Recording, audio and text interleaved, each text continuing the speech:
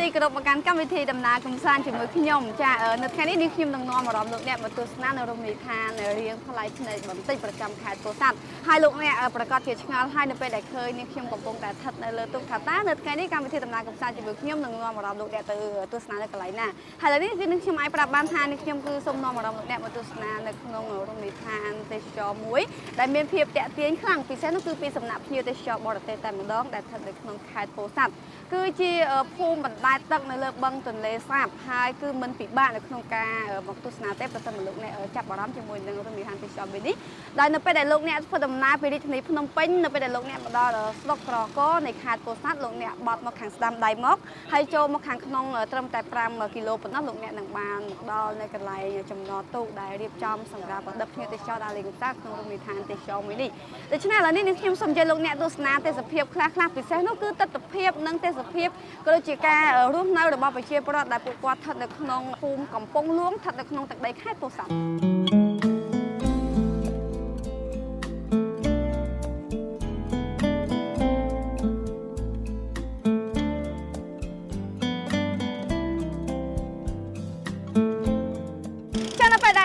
ធ្វើដំណើរកំសាន្តមកកាន់រមណីយដ្ឋានទេសចរកំពង់ហ្លួងនៅក្នុងខែនេះគឺពិតជាទទួលបាននៅរូបភាពប្លែកៗជាច្រើនដោយសារតែនៅទីនេះគឺយើងឃើញថាវាគឺជាលក្ខណៈធម្មជាតិនៃផ្ទៃបឹងទន្លេសាបនិងការរស់នៅរបស់ប្រជាពលរដ្ឋដែលពួកគាត់មានផ្ទះនៅលើទូកពិសេសនោះគឺនៅពេលដែលយើងមកនៅក្នុងខែនេះគឺចំខែដែលគេធ្វើការបំលាស់ទីដែលការអូសផ្ទះដោយដែលយកទូកអូសផ្ទះពីទឹករាក់ចូលមកទឹកជ្រៅដោយសារតែនៅក្នុងខែនេះគឺទឹកចាប់ផ្ដើមស្រកដូច្នេះពួកគាត់ត្រូវបំលាស់ទីផ្ទះរបស់គាត់ចូលមកទឹកជ្រៅបន្តិច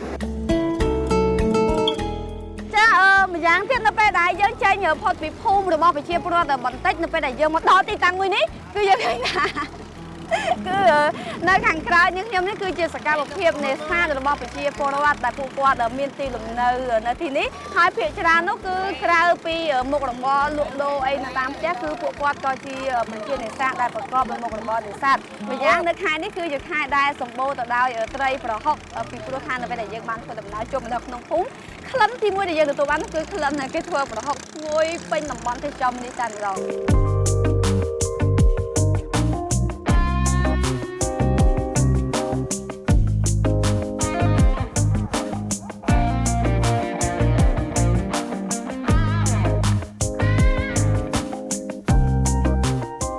បន្ទាប់ពីយើងបានចេញពីភូមិរបស់ប្រជាពលរដ្ឋក៏ដូចជាបានទស្សនានៅសកម្មភាពនេសាទរបស់គាត់ខ្លះៗនៅសកម្មភាពផ្សេងៗរបស់គាត់ហើយឥឡូវនេះយើងមកដល់កន្លែងមួយនេះដែលយើងអាចទស្សនាជាមួយនឹងព្រៃលិចទឹកដែលមាននៅតំបន់បឹងទន្លេសាបស្ថិតនៅក្នុងរមណីយដ្ឋានទេសចរកំពង់ហ្លួងនេះហើយនៅខាងក្រៅនេះខ្ញុំនេះសុទ្ធសឹងតែជាព្រៃលិចទឹកដែលអាចថាជាជម្រករបស់ត្រីនិងជាជម្រករបស់សត្វបក្សីផងដែរដូច្នេះសម្រាប់ភ្ញៀវទេសចរជាច្រើនដែលពួកគាត់បានធ្វើដំណើរកម្សាន្តមកទីនេះគឺគាត់តែងតែឈានចូលមកដល់កន្លែងនេះដើម្បីទស្សនាជាមួយនឹងព្រៃលិចទឹកនិងព្រៃដើមឈើតូចធំនិងសត្វស្លាបជាច្រើនដែលមាននៅទីនេះហើយនេះខ្ញុំគិតថាគឺវាពិតជាទទួលបាននូវអារម្មណ៍ប្លែកហើយម្យ៉ាងនៅពេលដែលមកដល់ទីនេះគឺនៅកណ្ដាលទន្លេគឺធ្វើឲ្យយើងទទួលបាននូវអារម្មណ៍ស្រស់ស្រាយពិសេសនោះគឺពីខ្យល់អាកាសដ៏បរិសុទ្ធពីមាត់ទន្លេនេះតែម្ដងចាក់ខ្យល់បឹងទន្លេសាប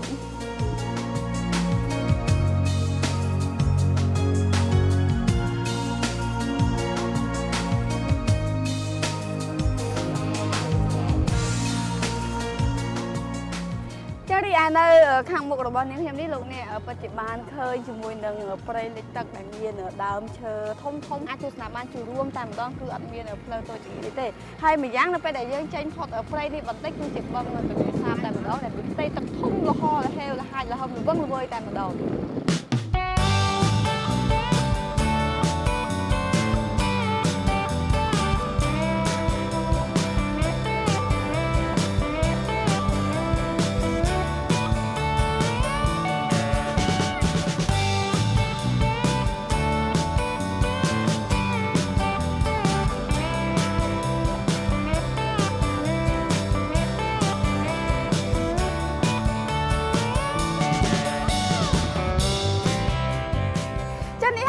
ភូមិរបស់ប្រជាពលរដ្ឋដែលពួកគាត់រស់នៅក្នុង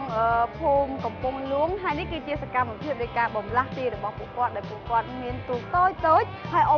បំលាស់ទីពីកន្លែងមួយទៅកន្លែងមួយដើម្បីទិញម្ហូបអាហារដើម្បីដោះដូរទំនិញឬដើម្បីប្រកបមុខរបររកស៊ីរបស់ពួកគាត់ហ ហើយយើងអាចទស្សនាបានណាគឺទេសភាពជាច្រើននៅទីនេះធ្វើស្បត់តែវាមិនមែនជាលក្ខណៈធម្មជាតិប៉ុន្តែគឺវាកើតចេញពីសកម្មភាពរបស់ប្រជាពលរដ្ឋដែលពួកគាត់មានទីលំនៅនៅលើទឹកប្រកបរបររកទទួលទាននៅលើទឹកនិយាយជារួមគឺមានប្រជាពលរដ្ឋខ្លះសឹងតែពេញមួយជីវិតរបស់ពួកគាត់គឺពួកគាត់រស់នៅលើបឹងទន្លេសាប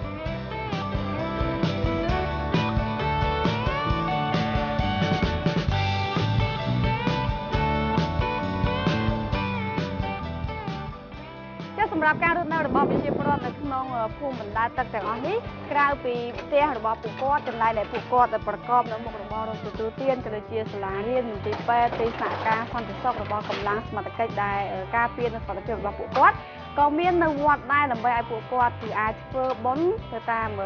ប្រពៃណីជាតិរបស់យើងនៅពេលដែលមានពិធីបុណ្យទានសំខាន់ឬក៏បុណ្យផ្សេងតាមដែលលោកអ្នកអាចធ្វើទៅបានដើម្បីទិសកសលជូនទៅដល់បងប្អូនរបស់ពួកគាត់ដែលពួកគាត់មានទីលំនៅនៅលើផ្ទះបណ្ដែតទឹកទាំងអស់នេះគាត់បានស្លាប់ទៅហើយគាត់អាចធ្វើបុណ្យនៅវត្តនេះបានដើម្បីធ្វើទានហើយធ្វើបុណ្យឧទ្ទិសកុសលជូនទៅដល់ពួកគាត់ដោយសារតែយើងដឹងហើយថានៅលើភូមិបណ្ដែតទឹកអ្វីគ្រប់យ៉ាងគឺមិនទៀងទាត់នោះទេទាំងផ្ទះទាំងកន្លែងផ្សេងគឺសុទ្ធតែត្រូវបំលាស់ទីគ្រប់ពេលនៅពេលដែលមានការឡើងចុះទៅតាមទឹកទន្លេដូច្នេះជាក់ស្ដែងនៅទីនេះក៏គេមានការរៀបចំនៅវត្តដើម្បីឲ្យពួកគាត់អាចគោរព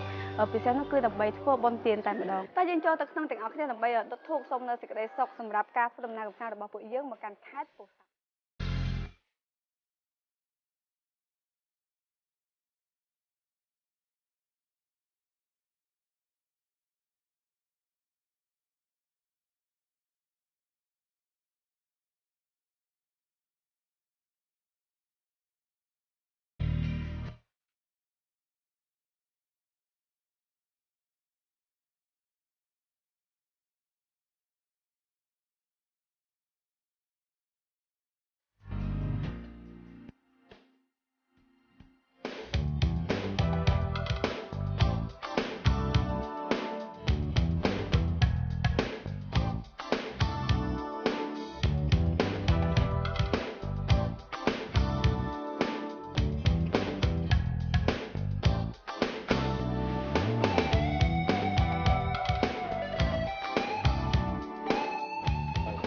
លោកអ្នកបច្ចុប្បន្នឃើញហើយទាំងនេះគឺជាសកម្មភាព